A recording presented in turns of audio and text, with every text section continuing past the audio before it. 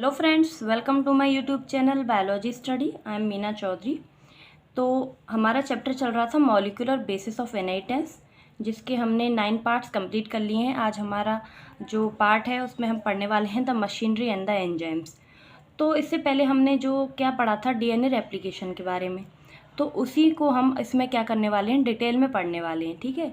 और जो इसके अंदर कुछ एंजाइम्स हैं जो इन्वॉल्व हैं उनके बारे में भी हम पढ़ेंगे।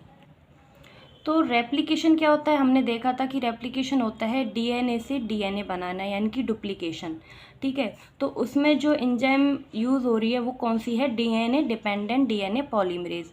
इसका क्या मतलब हुआ कि जैसे ये है डीएनए, ये रेप्लिकेट करके क्या बना रहा है, न्यूली सिंथेसाइज्ड डीएनए। तो जो इनके बीच में एंजाइम यूज़ होगी वो कौन सी होगी, डीएनए डिपेंडेंट पॉलीमरेज एंजाइम, ठीक है।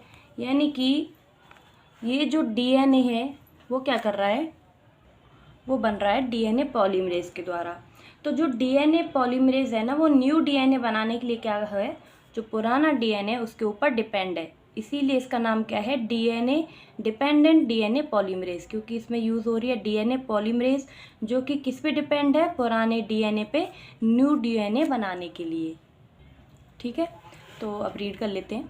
इन living cells such as E coli the process of replication require a set of catalyst and enzymes.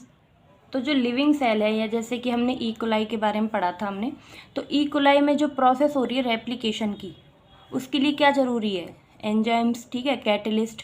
क्योंकि जो एंजाइम है और कैटलिस्ट है ये क्या करते हैं, जो भी रिएक्शन हो रही है हमारी बॉडी में उनको क्या करते हैं, फास्ट करते हैं।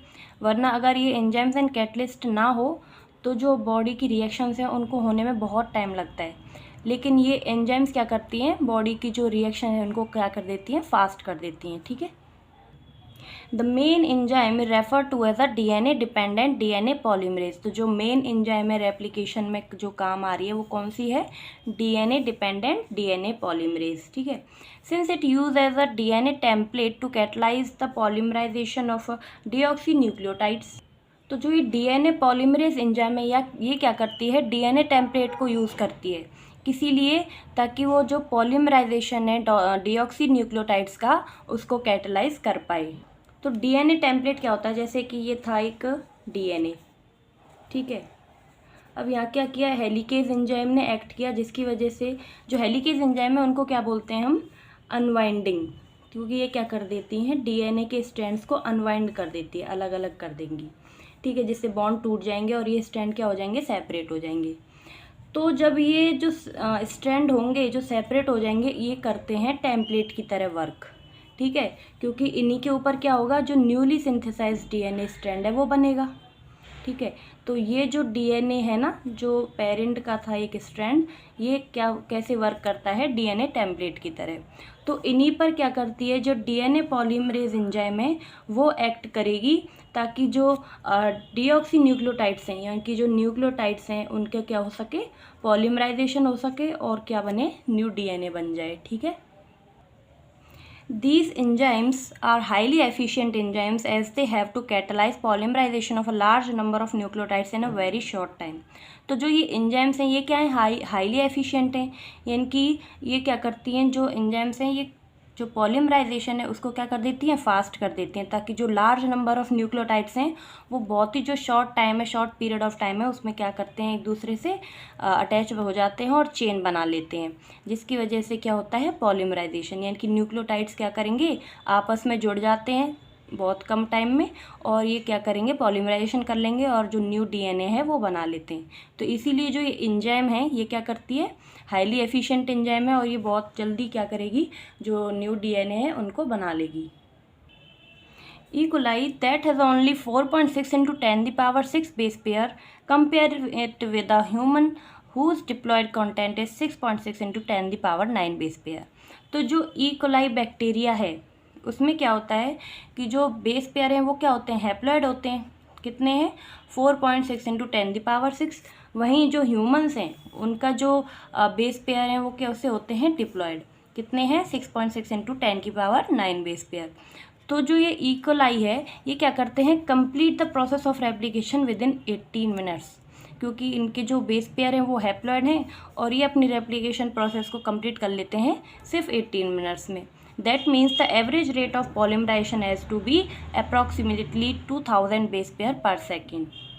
तो इसका मतलब क्या हुआ कि जो एवरेज रेट है पॉलीमराइजेशन की वो कितनी है, 1 सेकंड में जो 2000 बेस पेयर हैं वो जुड़ जाते हैं। यानी कि अब आप सोच ही सकते हो जो ये पॉलीमराइजेशन है वो कितनी फास्ट हो रहा है कि 1 सेकंड के अंदर जो 2000 बेस पेयर्स हैं वो जुड़ रहे हैं और न्यूक्लियोटाइड बन रहे हैं। ठीक है, not only to these polymerase have to be fast but they also have to catalyse the reaction with a high degree of accuracy. ये जो पॉलीमरेज है ये सिर्फ जो रिएक्शन है उसको फास्ट ही नहीं करते लेकिन पूरी एक्यूरेसी के साथ इसको क्या करते हैं, कंप्लीट करते हैं। ठीक है, any mistake during replication would result into mutation।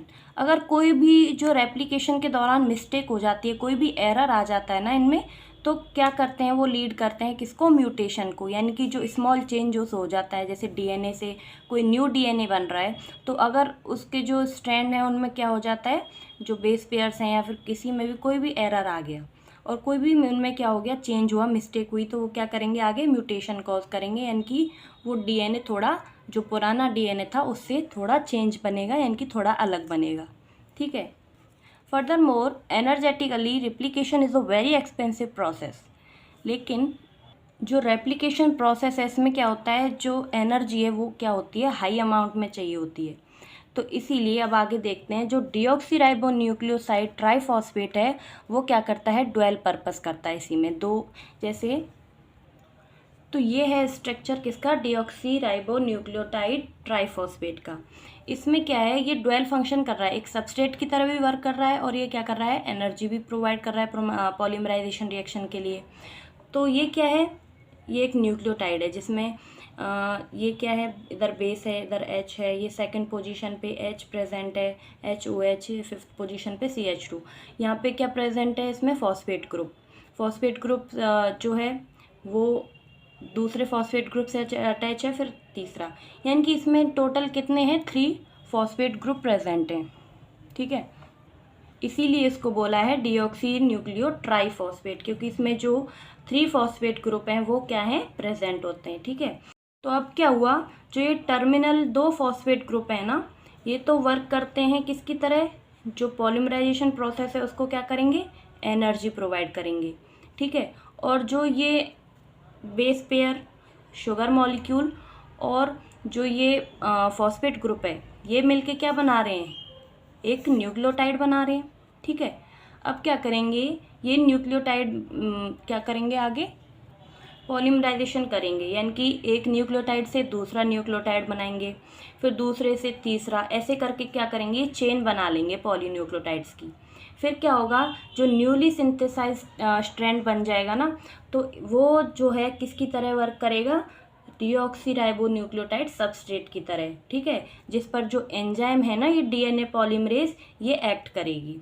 ठीक है, तो ये क्या हो गया, ये वाला पार्ट तो इसका सबस्ट्रेट की तरह वर्क कर रहा है और जी जो 2 फॉस्फेट ग्रुप हैं ये क्या कर रहे हैं, इस प्रोसेस को एनर्जी प्रोवाइड कर रहे हैं। ठीक है, तो यही बताया इसमें। Deoxyribonucleoside triphosphate serve dual purposes in addition to acting as substrate, and they provide energy for polymerization reaction। तो ये जो डीऑक्सीराइबोन्यूक्लियोसाइड ट्राइफॉस्फेट है क्या कर रहा है, सबस्ट्रेट की तरह भी वर्क कर रहा है और एनर्जी भी प्रोवाइड कर रहा है। ठीक है, and the 2 terminal phosphate in deoxyribonucleoside triphosphate are high energy phosphate. तो ये क्या होते हैं, जो टर्मिनल पे 2 फॉस्फेट ग्रुप होते हैं ये क्या होते हैं, हाई एनर्जी फॉस्फेट होते हैं, जो क्या करते हैं, ATP की तरह वर्क करते हैं, इनकी एनर्जी की प्रोवाइड करते हैं, जो पॉलीमराइजेशन रिएक्शन है उसको। In addition to DNA-dependent DNA polymerases, many additional enzymes are required to complete the process of replication with a high degree of accuracy। तो जो DNA डिपेंडेंट DNA पॉलीमरेज है, इसके अलावा भी और जो अदर एंजाइम्स हैं वो भी हैं जो क्या करती हैं, जो प्रोसेस है रेप्लिकेशन की उसको कंप्लीट करने में मदद करती हैं। वो भी पूरी जो हाई डिग्री ऑफ एक्यूरेसी है, यानी कि पूरी क्लियरिटी के साथ, विदाउट एनी मिस्टेक्स। ठीक है, तो वो जो अदर एंजाइम्स हैं कौन कौन सी हैं, जैसे कि हेलिकेज होगी, ठीक है, उसमें गायरेज हो गई है, या फिर प्राइमेज है, लाइगेज हैं, और जो डीएनए पॉलीमरेज है वो, ये सारी जो एंजाइम्स हैं ये भी जो रेप्लिकेशन प्रोसेस है उसमें क्या करती हैं, हेल्प करती हैं. For long DNA molecules, since the two strands of DNA cannot be separated in its entire length due to very high energy requirement, the replication occur within a small opening of DNA helix referred to as a replication. For long DNA molecule, since the two strands of DNA cannot be separated in its entire length, तो जो DNA molecule है ना, जो long molecule है, वो क्या करता है, जो इसके दो स्ट्रैंड्स हैं वो एक साथ क्या होते हैं, सेपरेट नहीं होते हैं, वो धीरे धीरे करके सेपरेट होते हैं, ठीक है, due to very high energy requirement. क्यों, क्योंकि इसके लिए क्या है, जो एनर्जी है उसकी ज़्यादा मात्रा चाहिए होगी, इसीलिए वो क्या करते हैं, सेपरेट होते हैं धीरे धीरे, एक साथ नहीं होते हैं. In the replication occur with in A small opening of DNA helix. तो जो रेप्लिकेशन है वो स्टार्ट कैसे होती है, एक स्मॉल ओपनिंग से डीएनए की, जो कि क्या बोलते हैं उसको, रेप्लिकेशन फॉर्क. यानी कि सबसे पहले क्या बनता है, रेप्लिकेशन फॉर्क, उसके बाद जो टू स्ट्रैंड्स हैं वो सेपरेट होना स्टार्ट करते हैं. The DNA dependent DNA polymerase catalyse polymerisation only in one direction. जो DNA dependent DNA polymerase reaction enzyme में वो क्या करती है, जो पॉलीमराइजेशन है उसको कैटलाइज करती है एक ही डायरेक्शन में, यानी कि 5' से 3' में, ठीक है, उल्टा नहीं होता है, 3' से 5' नहीं करती, ये सिर्फ जो रिएक्शन है उसको किस में पॉलीमराइज करती है, 5 से 3' की ओर. And this create some additional complication at the replication fork. तो ये क्या करती है, कुछ कॉम्प्लिकेशन भी प्रोवाइड करती है इस रेप्लिकेशन फॉर्क के अंदर.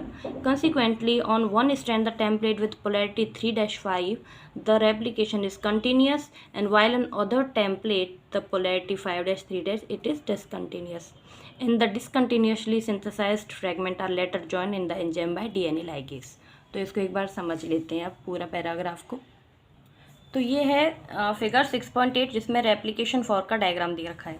इसमें क्या है, ये है टेम्पलेट डीएनए जो कि क्या है, पेरेंटल स्ट्रैंड्स हैं, ठीक है. अब ये पेरेंटल स्ट्रैंड में यहाँ पे क्या हुआ, हेलिकेज एंजाइम ने एक्ट किया. अब उसने क्या किया, दोनों स्ट्रैंड को अनवाइंड कर दिया. उसके बाद ये स्ट्रैंड क्या हो गए, अनवाइंड हो गए, सेपरेट हो गए. एक जो है वो है 5' to 3' एंड जो सेकंड टेम्पलेट है वो है 3' से 5'.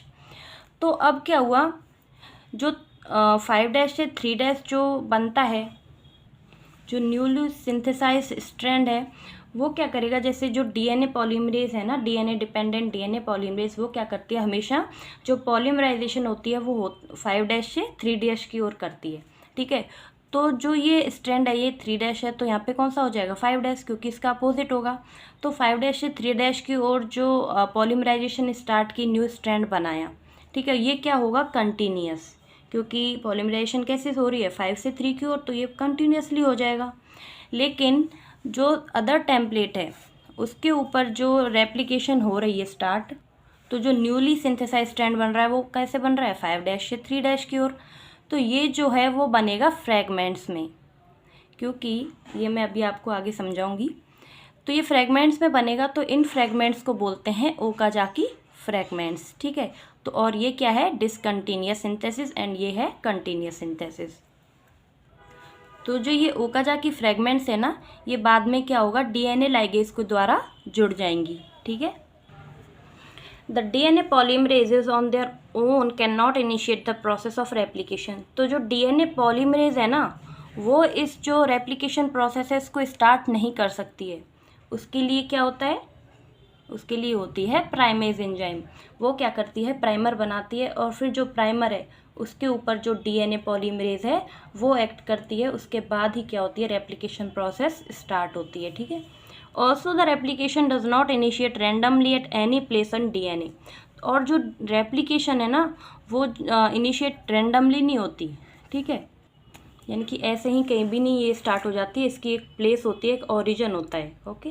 And there is a definite reason in E coli DNA where the replication originate. तो इनमें क्या होता है, एक डेफिनेट रीज़न होता है. जो इकोलाई डीएनए है उसमें क्या होता है, इस रीज़न को बोलते हैं ओरिजिन ऑफ रेप्लिकेशन, जहाँ से ये रेप्लिकेशन क्या होती है, स्टार्ट होती है, ठीक है.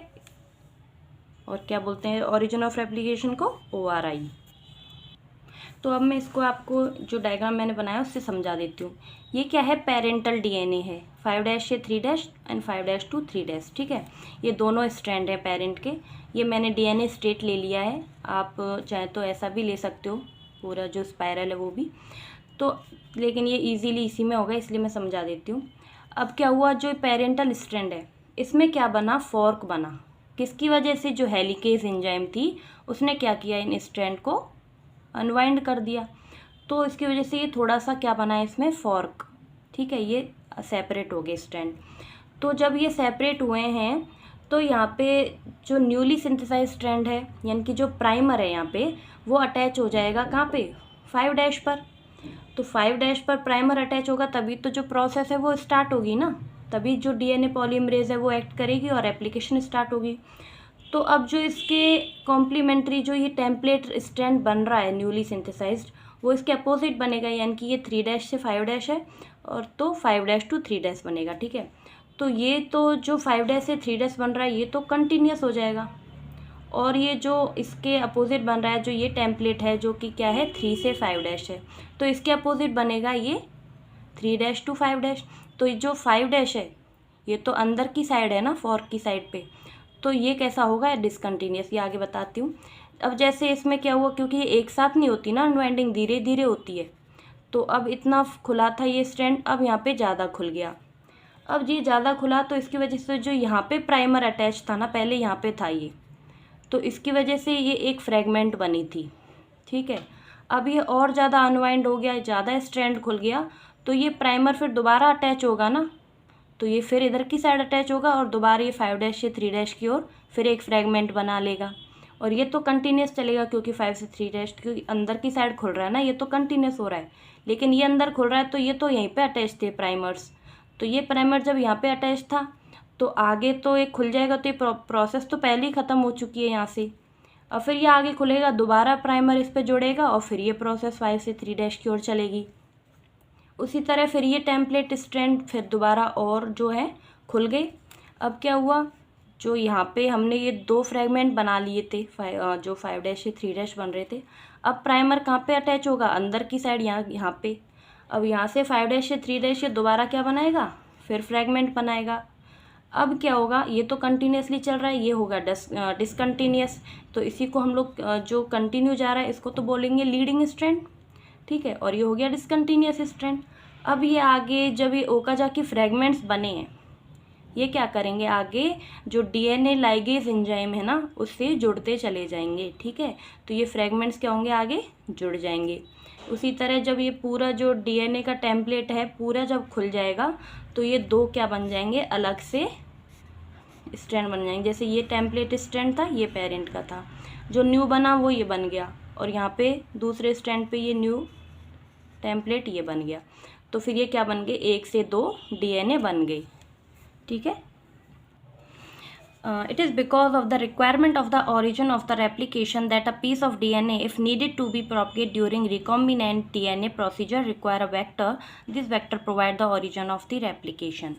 तो इस पैराग्राफ का मतलब हम बायोटेक्नोलॉजी जो हमारा चैप्टर है उसके अंदर समझेंगे, लेकिन फिर भी मैं थोड़ा बता देती हूँ कि जो ओरिजिन ऑफ रेप्लिकेशन है इसकी ज़रूरत क्यों होती है। क्योंकि जो वेक्टर डीएनए होता है ना, तो इस वेक्टर पे क्या होता है, जो फॉरेन डीएनए होता है ना वो मिलता है आके, तो इसी जो साइट होती है उस पर आके मिलेगा, फिर उनमें क्या होगा, रिकॉम्बिनेंट जो डीएनए है वो प्रोसीजर चलेगा और फिर उससे क्या होगा, आगे जो न्यू डीएनए है वो फॉर्म होगा, ठीक है। तो अब हम नेक्स्ट कर लेते हैं, ये हम उसमें अच्छे से, ये थोड़ा कंफ्यूज करेगा इधर। Further, not every detail of replication is understood well. In eukaryotes, the replication of DNA take place at the S phase of the cell cycle. तो जो रेप्लिकेशन है वो होती किस फेस में, सेल साइकिल के, वो होती है जो एस फेस होता है ना, जैसे 3 फेस होते हैं ना सेल साइकिल में, G1 S G2, तो जो एस फेस है उसके अंदर जो रेप्लिकेशन प्रोसेस है वो होती है। And the replication of DNA and cell division cycle should be highly coordinated. Replication process है और जो सेल डिवीजन साइकिल है इनके अंदर क्या होता है, कोऑर्डिनेशन होता है, ठीक है। And a failure in a cell division after DNA replication result in polyploidy, a chromosome anatomy. You will learn detail nature of the origin and process occurring at the in higher classes. तो coordination का मतलब क्या है कि जैसे देखो ये क्या है, एक सेल है ना, अब सेल के अंदर क्या प्रेजेंट है? न्यूक्लियस, और न्यूक्लियस में क्या प्रेजेंट है? क्रोमोसोम्स। अब जो ये क्रोमोसोम है इनके अंदर डीएनए प्रेजेंट है, डीएनए के ऊपर जीन्स प्रेजेंट होते हैं, ठीक है। तो ये जो क्रोमोसोम्स हैं वो हमारी बॉडी में टोटल कितने होते हैं? 23 पेयर, यानी कि 46। तो जैसे ही रेप्लिकेशन प्रोसेस कंप्लीट होती है, यानी कि मतलब एक डीएनए से जो दूसरा डीएनए बन जाता है, यानी कि एक क्रोमोसोम से जो दूसरा क्रोमोसोम बन रहा है, इनका एक ही मतलब है, ठीक है, क्योंकि जो क्रोमोसोम है उनके अंदर डीएनए बन रहा है, ठीक है, डीएनए पाया जा रहा है।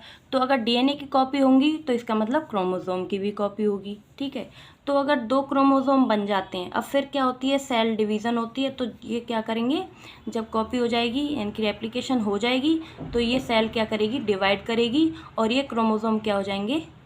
सेपरेट हो जाएंगे, ठीक है। अगर इनमें कोई मिस्टेक हो जाती है या फिर ये फेल हो जाता है सेल डिवीज़न, यानी कि जो सेल है वो डिवाइड नहीं हो पाती, तो इसकी वजह से क्या हो जाता है? जो क्रोमोसोम नंबर है वो एक सेल के अंदर क्या हो जाएंगे? बढ़ जाएंगे।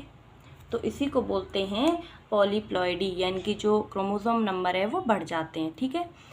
ये क्या जाती है? एबनॉर्मेलिटी आ जाती है, यानी कि जो एबनॉर्मल नंबर ऑफ क्रोमोसोम है वो हो जाएगा इसकी वजह से।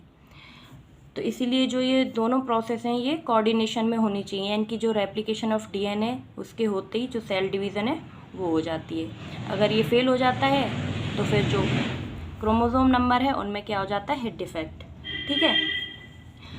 अब जो डिटेल में हम जो इसको पढ़ने वाले हैं वो हमारी हायर क्लासेस में करेंगे, ठीक है। तो I hope you understand the whole lecture. अगर आपको पसंद आया हो तो प्लीज़ चैनल को लाइक, शेयर एंड सब्सक्राइब कर दें, और कोई भी डाउट हो ना मुझे कमेंट बॉक्स में ज़रूर बताएं, ठीक है। तो अब जो ट्रांसक्रिप्शन है वो नेक्स्ट वीडियो में करेंगे।